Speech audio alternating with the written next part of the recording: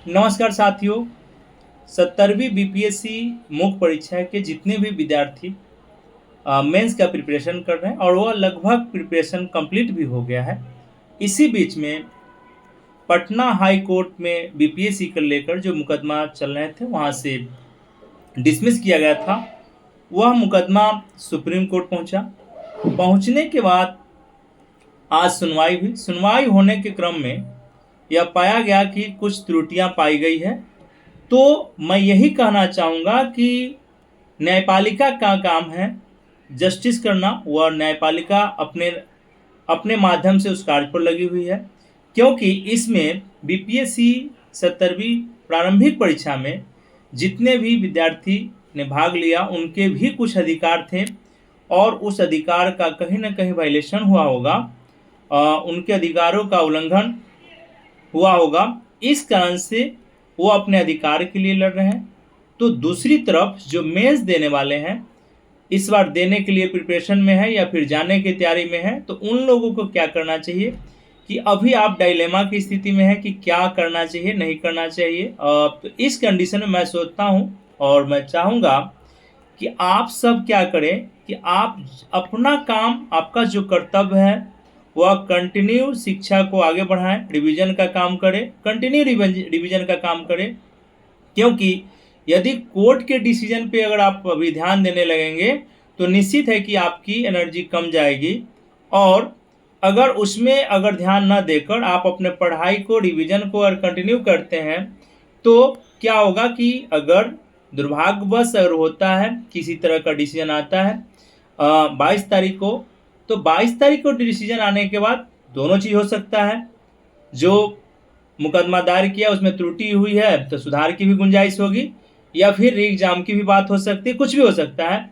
तो अभी जो आप प्रिपरेशन 3 महीना 4 महीना से आपने पूरा एफर्ट लगा के किया है, यह शिक्षा आपके लिए काफ़ी यूजफुल होगा। यह आपको कभी भी नुकसान नहीं देगा। कारण क्या है कि एक राउंड आप अच्छे से कर चुके हैं। तो मेरा यही कहना होगा कि अभी आप सुप्रीम कोर्ट के निर्णय तक इंतजार न करें कि क्या निर्णय आएगी, क्या हम अभी उस पर ध्यान दें या पढ़ाई को रोक दें या फिर अपने एनर्जी को डाउन कर लें। तो इससे बेहतर है कि आप कंटिन्यू, आपका कर्तव्य है, एक विद्यार्थी का कर्तव्य होता है स्टडी, और स्टडी आपके लिए कंटिन्यू दिनचर्या के रूप में होता है। तो उम्मीद करूँगा कि आप सब अपने सिलेबस में बचे हुए पार्ट का रिवीजन कर रहे होंगे और रिवीजन करते हुए आप आगे बढ़ रहे होंगे और लगभग कंप्लीट हो ही चुका है सिलेबस। तो फिर पुनः मैं दोहराना चाहूँगा कि सुप्रीम कोर्ट के जो निर्णय है उसको आने दिया जाए। वह पक्ष और विपक्ष कहीं भी जा सकता है। आपका जो मूल काम है यह स्टडी को जारी रखना। इसके अलावा जो लोग भी, जिनका भी प्रारंभिक परीक्षा रुक गया या फिर आगे एग्जाम देना चाहते हैं, 71वीं हो या 70वीं री एग्जाम होगा, अगर सुप्रीम कोर्ट का गाइडलाइन आया तो उनसे भी कहना चाहूँगा कि आप लड़ाई के साथ साथ पढ़ाई को भी जारी रखें। लड़ाई तो चलते रहना चाहिए, आपके अधिकार की बात है, क्योंकि आपके अधिकार का कोई उल्लंघन करता है तो आप, भारत के संविधान ने आपको राइट्स दे रखा है। आर्टिकल 14 में जो इक्वलिटी की बात किया गया है उसको ध्यान में रखते हुए आप जस्टिस प्राप्त कर सकते हैं, ये प्रोविज़न है हमारे यहाँ। तो इसके लिए आप लड़ाई तो जारी ही रखें साथ में, क्योंकि आपके अधिकार को लगता है कि उल्लंघन हुआ है या हुआ ही है।